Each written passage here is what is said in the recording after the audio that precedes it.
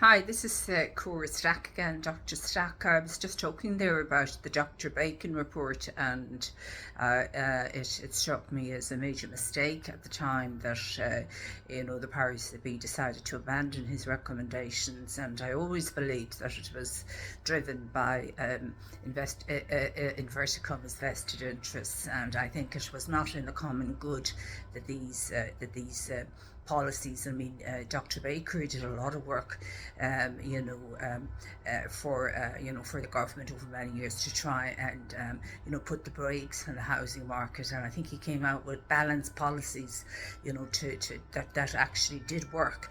And they were working, but I think vested interest had an undue influence on public policy, and this is something that we have to be very careful about, because I think it goes on a lot more than perhaps most of us know, because we don't know what goes on behind the scenes. But powerful lobby groups, everybody's entitled to lobby, governments and people like that, but powerful lobby groups, when you examine, if you examine the impact powerful lobby groups have on policy, sometimes, the result is that they have undue influence on public policy, and this does not always end up for the common good. So we have to be very careful about,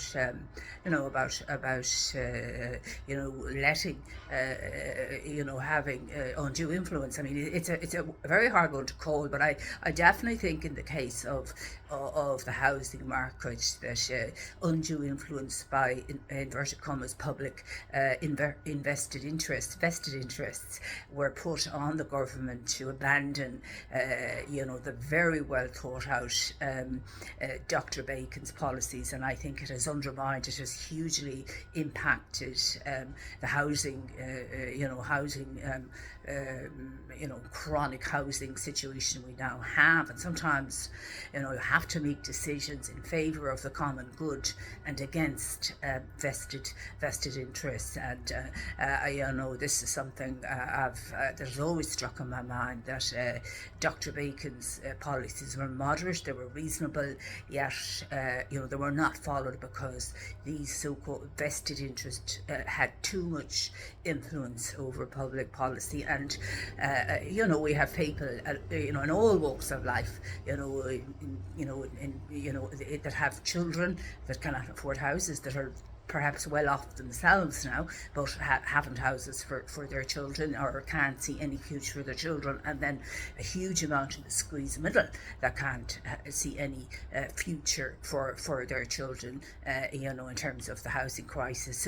So by benefiting a few, the result has been that a huge swathe of perhaps some of those few and their future generations have been impacted by the abandonment of Dr. Peter Bacon's excellent but modest policies to push the brakes on the housing crisis. And I think we need a new look at what he's doing, and also look at state intervention, significant state intervention to try and improve housing policy. Now, I'm one of these people that believe we need to build up more, in terms of apartment sizes, like in Europe, and we need to have housing that's appropriate to families, like that have, in the past, the builders built boxes, and people were living in substandard accommodation. There was huge problems with noise insulation, no storage, all of that sort of thing. Now things have improved significantly in terms of standards, and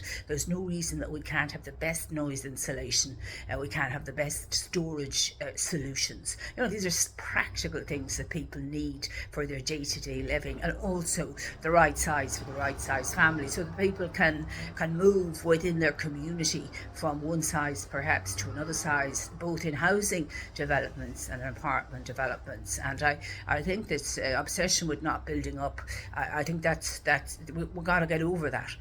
I'm not saying building 40-story apartment, but I think we need to look at, in city centres, building apartments, as I was saying, 700, 1,000, 2,000, 3,000, maybe 3,000 2,500 square feet, and then in housing development, similar kind of balanced sizes to fit different families that can move within that community, where their children are brought up, go to school as their family needs require. So I would, I would agree with those in the in the Oireachtas, that would say we need significant further state intervention in housing policy. But it's very regrettable that Dr. Bacon's recommendations were not implemented or were abandoned, I think.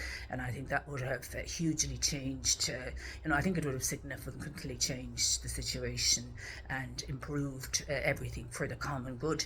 And this unfortunately didn't happen, and perhaps because of undue influence by a small number of vested interests. There was also, I believe, a concern about increasing rents, but again, that could have been tackled in parallel, or could have been perhaps anticipated that would happen, and some breaks on rental increases that are now being considered could have been. But we can't, we are where we are.